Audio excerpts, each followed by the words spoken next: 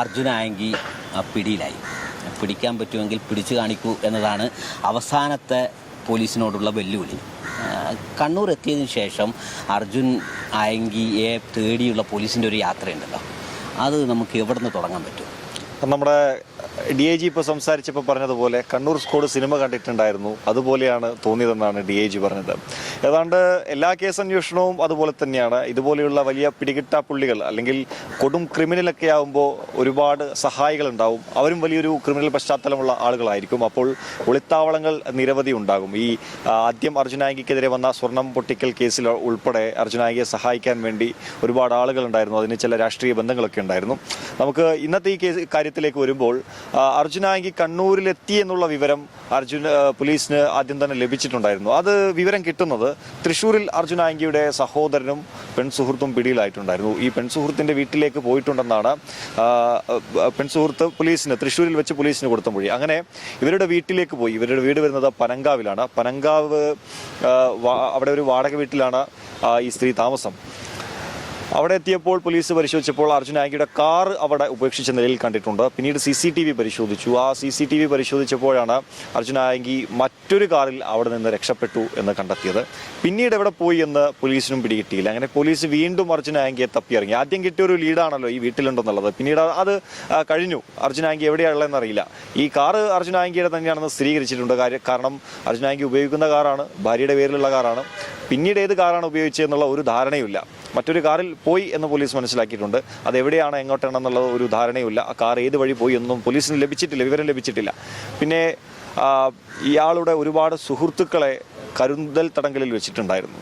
അങ്ങനെയാണ് മട്ടന്നൂർ സ്വദേശിയായ ഒരു സുഹൃത്ത് തൻ്റെ അടുത്ത് വന്നിട്ടുണ്ടായിരുന്നു, താൻ അർജുൻ ആയങ്കിയെ തളിപ്പറമ്പിൽ എത്തിക്കാൻ സഹായിച്ചിട്ടുണ്ടായിരുന്നു എന്നുള്ള വിവരം കൂടെ പോലീസിന് ലഭിക്കുന്നത്. അങ്ങനെ ഒളിവിൽ കഴിയുന്ന ഒരു പ്രതിയെ രക്ഷപ്പെടുത്താൻ സഹായിച്ചു എന്നൊക്കെ പറഞ്ഞ് ഈ പ്രത്യേക അന്വേഷണ സംഘം രൂപീകരിച്ചിട്ടുണ്ടല്ലോ ഈ നമ്മുടെ കോതമംഗലം കേസുമായി ബന്ധപ്പെട്ട്. ആ സംഘത്തിന് ഇയാളെ കൈമാറുകയാണ് വളപട്ടണം പോലീസ് ചെയ്തത്.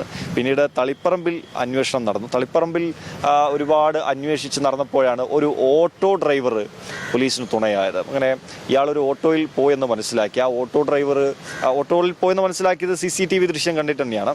ആ ഓട്ടോ ഡ്രൈവറോട് ചോദിച്ചു. പക്ഷേ ഓട്ടോ ഡ്രൈവർക്ക് ഈ അർജുൻ ആയങ്കി അറിയില്ല. സോഷ്യൽ മീഡിയയിലൊക്കെ ഒരുപാട് ഫോളോവേഴ്സ് ഉള്ളതാണ്. പക്ഷേ ആ ഒരു പ്രായത്തിലുള്ള ആള്, അതുപോലെ സോഷ്യൽ മീഡിയയിൽ അത്ര സജീവമല്ലാത്ത ആൾക്ക് അവർക്കൊന്നും അർജുൻ ആയങ്കി അങ്ങനെ അറിയണം നിർബന്ധമൊന്നുമില്ല.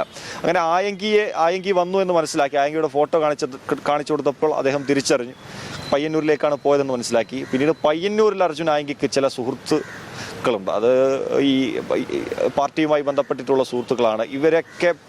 ഇവരൊക്കെ വിളിച്ചു വരുത്തി ചോദ്യം ചെയ്തപ്പോഴാണ് ഈ ഒരു സുഹൃത്ത് ഇയാളെ താളിക്കാവിൽ വീട്ടിലേക്ക് എത്തിച്ചിട്ടുണ്ട് എന്ന് പറഞ്ഞത്. അങ്ങനെ താളിക്കാവിലേക്ക് പോലീസ് അവിടത്തേക്ക് പോയി. അവിടെ ഈ അഭിഭാഷകരായ ദമ്പതികളുടെ വീട്ടിലാണ് ഒളിവിൽ കഴിഞ്ഞത്. പോലീസ് അവിടെ എത്തി. അപ്പോൾ സ്വാഭാവികമായിട്ടും ഒരു വീട്ടിൽ പരിശോധന നടത്തുമ്പോൾ അതിന് ചില നടപടിക്രമങ്ങളുണ്ട്. പ്രത്യേകിച്ച് അഭിഭാഷകരുടെ വീടാകുമ്പോൾ അവർക്കൊന്നും പറയാൻ സാധിക്കില്ല. അങ്ങനെ നിയമവശങ്ങളൊക്കെ നന്നായി അറിയുന്നവരായിരിക്കുമല്ലോ. അതിന് അറസ്റ്റ് വാറൻറ്റ്, സെർച്ച് വാറൻറ്റൊക്കെ പോലീസ് തയ്യാറാക്കി. അതുവരെ അർജുൻ ആയങ്കി അവിടെ തന്നെ ഉണ്ടെന്ന് സ്ഥിരീകരിക്കണം. ആദ്യം അത് വേണം, അർജുൻ ആയങ്കി അവിടെ ഉണ്ടെന്ന് സ്ഥിരീകരിക്കണം. അതിന് സമീപത്തെ CCTVകളൊക്കെ ശേഖരിച്ചു. അതിൽ ഈ പറഞ്ഞതുപോലെ കാർ അങ്ങോട്ടേക്ക് വന്നിട്ടുണ്ട്. അർജുൻ ആയങ്കി ഈ പറഞ്ഞ പയ്യന്നൂരിലുള്ള സുഹൃത്തിനൊപ്പം വന്നിട്ടുണ്ട്. സുഹൃത്തിൻ്റെ ഒരു ചുവന്ന കാർ പോകുന്ന CCTV ദൃശ്യം നമ്മൾ പുറത്തുവിട്ടതാണ്. ആ ദൃശ്യം അതിൽ കാർ വരുന്നതുണ്ട്. പിന്നീട് തിരിച്ചു പോയതായിട്ട് കണ്ടിട്ടില്ല. അങ്ങനെയാണ് സെർച്ച് വാറൻറ്റൊക്കെ തയ്യാറാക്കി പോലീസ് അവിടത്തേക്ക് എത്തുന്നത്. പ്രത്യേകിച്ച് ഈ താളിക്കാവ് നസറുള്ളക്ക് അറിയാം, ഒരു നഗരത്തിൻ്റെ നടുക്കുള്ള ഒരു സ്ഥലമാണ്. ഒരുപാട് ജനങ്ങളൊക്കെ വരുന്ന, ഒരുപാട് വീടുകളൊക്കെയുള്ള സ്ഥലമാണ്. അടുത്തടുത്തൊക്കെ ഒരുപാട് വീടുകളുണ്ട്. അപ്പോൾ അവിടെ ഈ കുറച്ച് ഒരു നേരത്തെ പോയി കഴിഞ്ഞാൽ ഉണ്ടാകുന്ന പ്രശ്നങ്ങൾ, ആളുകളൊക്കെ കൂടി വരുന്നു. അതുപോലെ ഈ അർജുൻ ആയങ്കിയുടെ വിഷയത്തിൽ യൂത്ത് കോൺഗ്രസ് ഒക്കെ പ്രകോപനപരമായിട്ടുള്ള സോഷ്യൽ മീഡിയയിൽ പോസ്റ്റുകളൊക്കെ ഇടുന്നതാണ്. CPM തള്ളിപ്പറഞ്ഞു. അങ്ങനെ പല സംഭവങ്ങളും രാഷ്ട്രീയപരമായിട്ട് തന്നെ ഈ കാര്യത്തിൽ നടക്കുന്നുണ്ട്. അങ്ങനെ ആ ഒരു സംഘർഷ സാധ്യത അല്ലെങ്കിൽ ക്രമസമാധാന പ്രശ്നം അവിടെ ഉണ്ടാകുമെന്ന് മനസ്സിലാക്കിക്കൊണ്ടാണ് പോലീസ് ഈ സമയം തന്നെ തിരഞ്ഞെടുത്തത്. പുലർച്ചെ 2:30 എന്നുള്ളത്. അവിടെ എത്തി. ഈ വീട്ടുകാരപ്പോഴും അർജുൻ ആയങ്കിയുടെ ഈ സുഹൃത്തുക്കൾ, അഭിഭാഷകരായിട്ടുള്ള സുഹൃത്തുക്കൾ അപ്പോഴും ചോദിക്കുന്നുണ്ടായിരുന്നു. ആ വനിതാ അഭിഭാഷകയാണ് ചോദിച്ചത് അറസ്റ്റ് വാറന്റ് ഉണ്ടോ, അത് കാണിക്കണമൊക്കെ എന്ന് പറഞ്ഞ് കൃത്യമായി അർജുൻ ആയങ്കി ഇവിടെ ഇല്ല എന്നൊക്കെയാണ് പറഞ്ഞതെന്നാണ് പോലീസ് പറഞ്ഞിട്ടുണ്ടായിരുന്നത്. പിന്നീട് ഈ സെർച്ച് വാറണ്ടൊക്കെ കാണിക്കുന്നു, പരിശോധിക്കുന്നു, അർജുൻ ആയിങ്കയെ പിടികൂടാൻ വേണ്ടി നോക്കുന്നു. അർജുൻ ആയിങ്കെ അവിടെ നിന്ന് രക്ഷപ്പെടാനുള്ള ശ്രമം. അങ്ങനെ പോലീസ് ബലപ്രയോഗത്തിലൂടെയാണ് ഇയാളെ കീഴ്പ്പെടുത്തിയത്. അങ്ങനെ ടൗൺ പോലീസ് സ്റ്റേഷനിൽ കൊണ്ടുപോകുന്നു. പിന്നീട് നടന്ന സംഭവങ്ങളാണ് നമ്മൾ ഈ വാർത്തകളിലൂടെയൊക്കെ കണ്ടത്. അപ്പോൾ ഇത് പോലീസ് നമ്മളേറ്റവും പ്രധാനപ്പെട്ട ഒരു പോയിന്റ് ഓട്ടോറിക്ഷ ഡ്രൈവർ സ്ഥിരീകരിച്ചു എന്നതാണ്.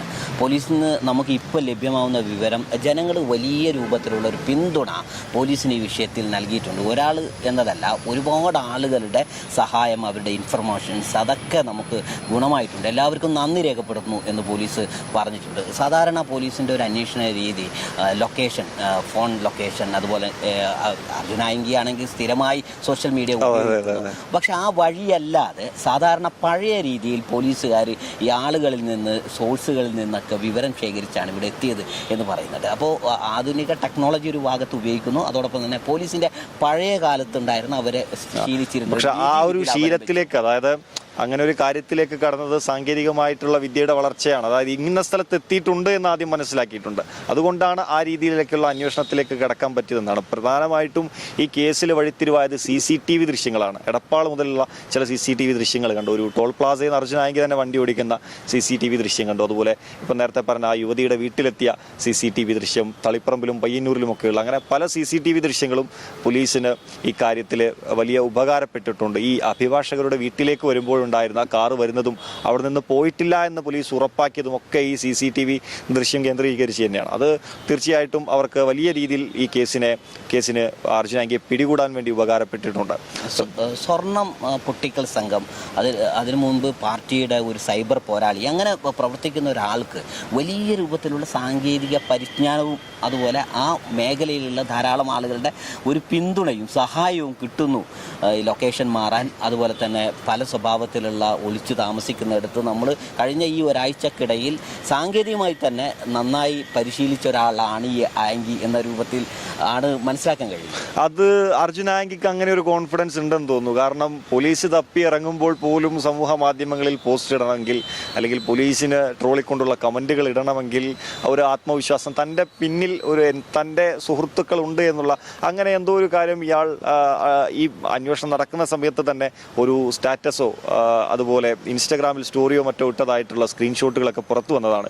ഒരു ആപത്ത് ഘട്ടങ്ങളിലാണ് യഥാർത്ഥ സുഹൃത്തുക്കളെ തിരിച്ചറിയാൻ എന്നാണ് ആ പോസ്റ്റിൽ പറഞ്ഞത്. അതിനർത്ഥം ചില സുഹൃത്തുക്കളെ സമീപിച്ചപ്പോൾ തള്ളിപ്പറഞ്ഞു കാണും, ചില സുഹൃത്തുക്കൾ ഇദ്ദേഹത്തെ വേണ്ട വിധത്തിൽ സഹായിച്ചു കാണും. അങ്ങനെ ഒരു വലിയ വിഭാഗം കൂടെ ഉണ്ട് എന്നുള്ള ഒരു ഉറപ്പിന്മേൽ തന്നെയാണ്. മാത്രമല്ല നമ്മൾ കണ്ടതാണല്ലോ ആകാശ് തില്ലങ്കേരി, അതുപോലെ മറ്റ് ചില സൈബർ പോരാളികളൊക്കെ, സോഷ്യൽ മീഡിയയിൽ സജീവമായിട്ടുള്ള ആളുകളൊക്കെ അർജുൻ ആയിങ്കിക്ക് പിന്തുണയുമായിട്ട് വരുന്ന ഒരു കാഴ്ചയാണ് കണ്ടത്. വലിയ രീതിയിൽ പിന്തുണച്ചു വരുന്നു. ആഭ്യന്തര വകുപ്പിനെ തള്ളിപ്പറയുന്നു, വിമർശിക്കുന്നു. അതിൽ പ്രധാനമായിട്ടും ഈ അതായത് വെടിവെച്ചിടാനുള്ള ഉത്തരവുണ്ട് എന്ന് പറഞ്ഞതോടുകൂടിയാണ് അർജുൻ ആയിങ്കയ്ക്ക് പിന്തുണ വന്നത്. പക്ഷേ അത് ആഭ്യന്തര വകുപ്പ് തന്നെ തള്ളി. തങ്ങൾ അങ്ങനെയുള്ള ഒരു നിർദ്ദേശം വെച്ചിട്ടില്ല എന്നുള്ളത്, വെടിവെക്കണമെന്നുള്ള ഒരു നിർദ്ദേശം, അത് എവിടെ നിന്നാണ് വന്നത് എന്ന് പോലീസ് അറിയില്ല എന്നാണ് പറഞ്ഞത്. പക്ഷേ ചില വാർത്തകളൊക്കെ ആ രീതിയിലും വന്നിട്ടുണ്ടായിരുന്നു. ഈ ക്രിമിനൽ പശ്ചാത്തലമുള്ളവർക്ക് പോലും സമൂഹ മാധ്യമങ്ങളിൽ വലിയ പിന്തുണ ലഭിക്കുന്നു എന്നതിൻ്റെ ഒരു തെളിവും കൂടിയാണ്. അതിലെ ആണ് കുറേ ആളുകൾ ഫോളോ ചെയ്യുന്നു, അവർ ആയിങ്കിക്ക് വേണ്ടി കമൻ്റ് ഇടുന്നു. അങ്ങനെ പൊതുസമൂഹത്തിനിടയിൽ ഒരു സ്വീകാര്യനായ ഒരു വ്യക്തി, ഒരു ഗുണ്ട മാറുന്നു എന്നതും ഒരു പുതിയ കാലത്ത് ഒരു പ്രതിഭാസം. ഈ കഴിഞ്ഞ 2 ദിവസത്തെ നോക്കുമ്പോൾ നേരത്തെ അർജുൻ ആയിങ്കിക്ക് 73,000 മറ്റോ ഫോളോവേഴ്സാണ് ഉണ്ടായിരുന്നത്. ഇപ്പോൾ നമ്മൾ സംസാരിച്ചുകൊണ്ടിരിക്കുന്ന ഈ സമയത്ത് 75,000 ഫോളോവേഴ്സായി ഉയർന്നു എന്നുള്ളതാണ്. നോക്കുക, ഈ 2 ദിവസത്തിനകം 4,000-ഓളം ഫോളോവേഴ്സ് കൂടി എന്നുള്ളത് അയാൾ എന്ത് ചെയ്തിട്ടാണ്? ഇത് സാമൂഹ്യ പ്രവർത്തനം ചെയ്തിട്ടോ മറ്റോ ആണോ? അല്ല, ഇത്തരം രീതിയിലുള്ള സഞ്ചാരമാണ് അയാളുടേത്. എന്നിട്ടാണ് ഇത്രയും ഫോളോവേഴ്സൊക്കെ വർദ്ധിക്കുന്നത്. അതൊരു സോഷ്യൽ മീഡിയയിലൊരു ട്രെൻഡും കൂടെ അതാണല്ലോ.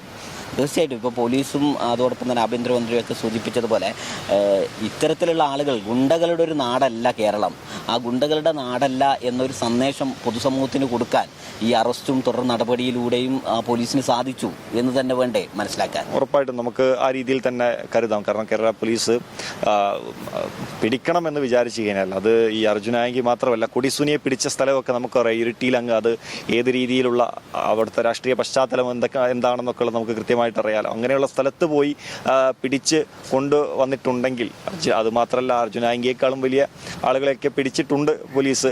വളരെ സാഹസികമായി തന്നെ പലയിടങ്ങളിലും സഞ്ചരിച്ചുകൊണ്ട് പിടിച്ച കഥകളൊക്കെ ഉണ്ടായിട്ടുണ്ട്. അത് വെച്ച് നോക്കുമ്പോൾ ഇത് പോലീസിനൊരു വെല്ലുവിളി ഉണ്ടാക്കിയതെന്ന് പറഞ്ഞാൽ തപ്പിയിറങ്ങുന്ന ഒരു പ്രതി ആദ്യമായിട്ടായിരിക്കും ഈ സമൂഹ മാധ്യമങ്ങളിലൊക്കെ വിമർശനം ഉന്നയിച്ചുകൊണ്ട് വീഡിയോ ആയിട്ടൊക്കെ വന്നുകൊണ്ടുണ്ടായിരുന്നത്. അതാണ് ഇതൊരു പോലീസ് അഭിമാന പ്രശ്നമായിട്ട് കണ്ടതും അന്വേഷണ സംഘം വിപുലീകരിച്ചതുമൊക്കെ അല്ലേ. തീർച്ചയായിട്ടും ഈ ഒരു അറസ്റ്റ് ഇന്ന് നടന്നില്ലെങ്കിൽ സമൂഹത്തിന് അത് നല്ലൊരു സന്ദേശമായിരിക്കില്ല കൊടുക്കുക. പുറത്തിരുന്ന് ഒരു വലിയ സംവിധാനത്തെ, ആഭ്യന്തര വകുപ്പിനെയും പോലീസ് സംവിധാനത്തെയൊക്കെ വെല്ലുവിളിക്കാൻ കഴിയുന്ന ആളുകളടക്കം കേരളത്തിലുണ്ട് എന്നത് സമൂഹത്തിന് ഒരു ഭീഷണിയായി തന്നെ ഉയരുമായിരുന്നു. ആ ഘട്ടത്തിലാണ് പോലീസ് ഏറ്റവും ഉയർന്ന് പ്രവർത്തിക്കുകയും അറസ്റ്റ് ചെയ്യുകയും ഇപ്പോൾ ജയിലിൽ അകപ്പെടുകയും ചെയ്തത്. പോലീസിന് ഒരു മാർക്കുണ്ട് ഈ വിഷയത്തിൽ. ഉറപ്പായിട്ടും.